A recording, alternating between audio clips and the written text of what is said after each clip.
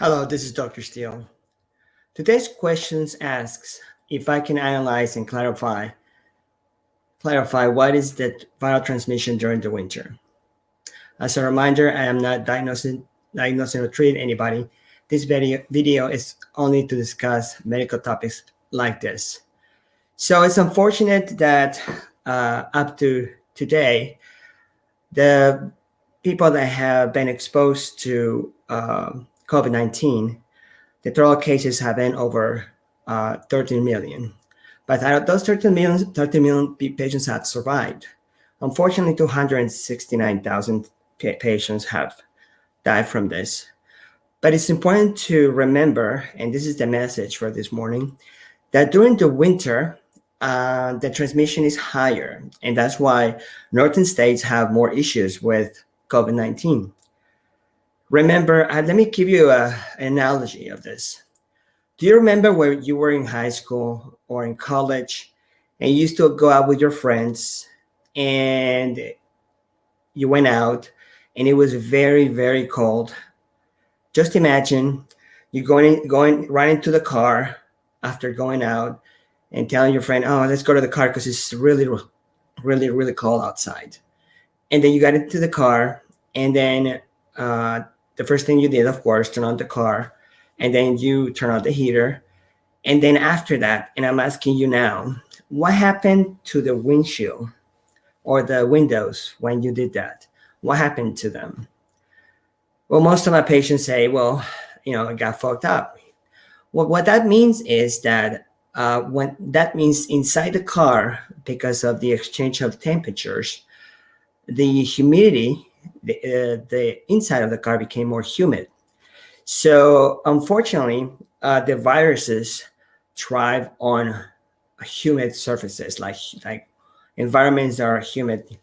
So what I'm want you to remember is that during those times when it's really, really cold outside, and then you go to warm spaces and you see people inside those warm spaces, the virus can be transmitted more easily because the humidity makes the virus stay longer in the air.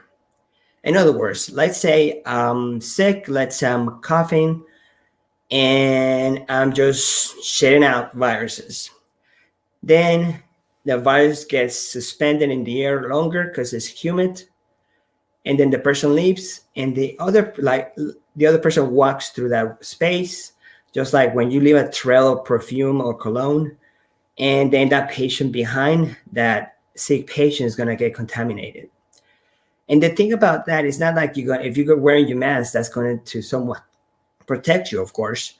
But then if you don't wash your hands before you take off the mask, if your hands are already contaminated and you do this, well, you're more likely to, infect yourself or contaminate yourself and get the virus. So all I'm saying is that during the winter months, you need to be more careful where you go. So let's think about the other side. But let's say that let's say you go to my practice and outside is very warm. The outside of the practice is warm. It's summertime, and the inside of the practice is cold because I have the AC on. Well, that's a very environment for the virus not to be transmitted, because the environment inside the practice is more dry. It's not as humid. So to recap, more people inside of small space, a confined space, and you have, because of you want to get warm and the heater or without the heater, there's going to be more humidity if the weather is cold outside. So I remember when I used to live in my grandfather's, or not live, but stay on my grandfather's ranch.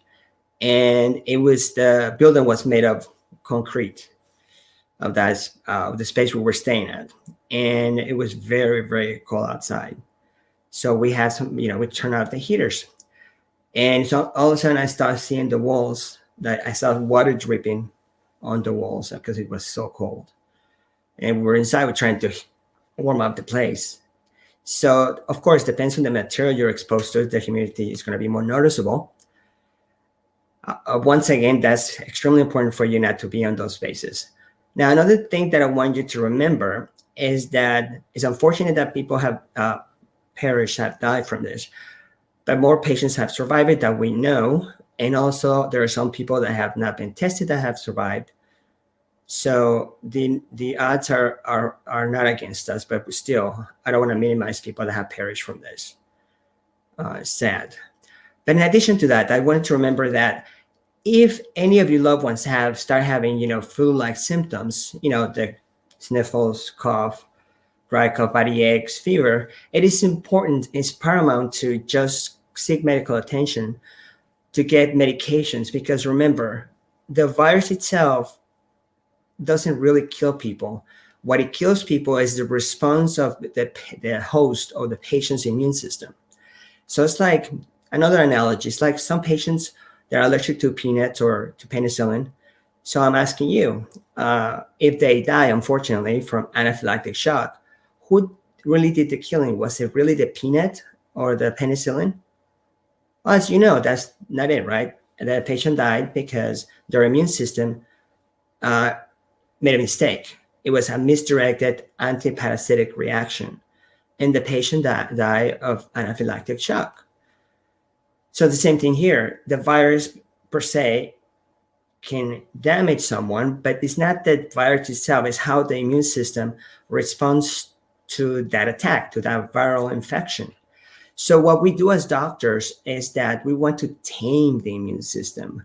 So it's important for you to seek medical attention right away, because we don't want the virus to turn from an upper respiratory infection to a lower respiratory infection. So that's the thinking behind it. That's why you hear on the news that we give steroids. Sometimes we give antibiotics to prevent co-infections, because all of us have a bacteria in our lungs that resides there. And when there's inflammation from any virus, it can open the gate for that bacteria to start invading your tissues. It's called pneumococcus pneumoniae. And that's the reason we give antibiotics, to prevent complications. And again, it's important to find patient providers or doctors or people that you can trust.